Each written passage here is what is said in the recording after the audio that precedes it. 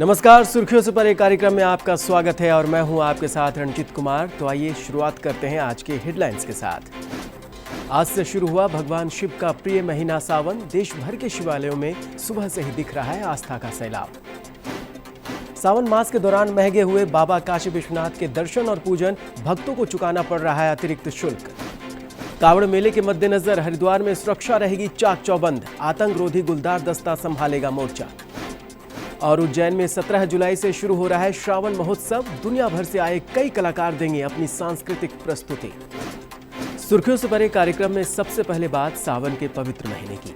आज से सावन के पवित्र महीने की शुरुआत हो गई है। सुबह से ही देश भर के शिवालयों में भक्तों की भारी भीड़ देखने को मिल रही है। धार्मिक मान्यताओं के अनुसार इस पवित्र महीने को महादेव को प्रसन्न करने का सबसे उत्तम महीना माना गया है। सावन के महीने के साथ ही कांवड़ यात्रा की भी शुरुआत हो गई है। तीर्थ स्थलों में कांवड़ियों की सुविधा का भी विशेष ध्यान रखा जा रहा है। अगर आप सावन मास में बाबा विश्वनाथ के दर्शन करना चाहते हैं तो ये आपके लिए बेहद ही जरूरी जानकारी है। दरअसल पूरे सावन महीने के लिए बाबा विश्वनाथ धाम में दर्शन पूजन के लिए अतिरिक्त शुल्क लिया जा रहा है।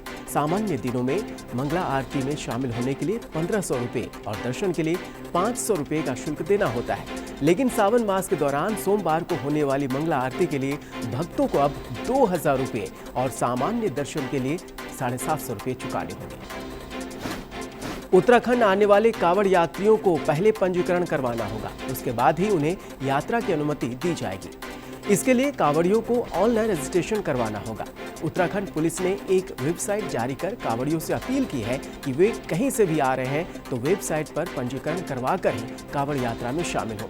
हरिद्वार में कांवड़ियों की भीड़ को देखते हुए सुरक्षा के व्यापक इंतजाम किए गए हैं। इसके लिए आतंकरोधी गुलदार दस्ते ने मोर्चा संभाल लिया है। उज्जैन स्थित महाकाल मंदिर में पिछले 2 साल से श्रावण महोत्सव का आयोजन नहीं किया जा सका था, लेकिन इस बार धूमधाम से इसका आयोजन 17 जुलाई से 21 अगस्त तक किया जाएगा। इस आयोजन के दौरान हर रविवार को राष्ट्रीय और अंतर्राष्ट्रीय स्तर के कलाकार और साथ ही साथ स्थानीय कलाकार बाबा महाकाल को समर्पित अलग अलग सांस्कृतिक कार्यक्रमों की प्रस्तुति देंगे। इसको लेकर तैयारियां करीब अंतिम चरण में है। बाबा बैद्यनाथ धाम के पेड़े की डिमांड अब विदेशों में भी बढ़ रही है। तभी तो बाबा धाम मंदिर प्रशासन विदेशों में भी सप्लाई करने की परियोजना को अंतिम रूप देने में जुटा है। दरअसल बाबा धाम के पेड़े और अन्य उत्पादों को अंतर्राष्ट्रीय बाजार में प्रमोट करने के लिए व्यापक स्तर पर प्रयास किए जा रहे हैं। बाबा धाम में प्रसाद के रूप में चढ़ने वाले पेड़े की खासियत यह है कि ये जल्दी खराब नहीं होता है। शुद्ध खोए से निर्मित इस प्रसाद को गुड़ के साथ मिलाकर बनाया जाता है।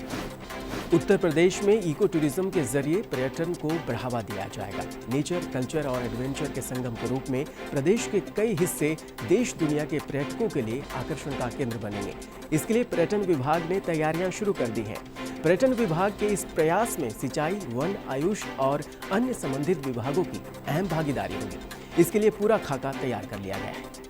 सुर्खियों से भरे कार्यक्रम में आज के लिए इतना ही। दीजिए इजाजत, लेकिन जाते जाते आपको छोड़ जाते हैं आज के इतिहास के साथ। नमस्कार।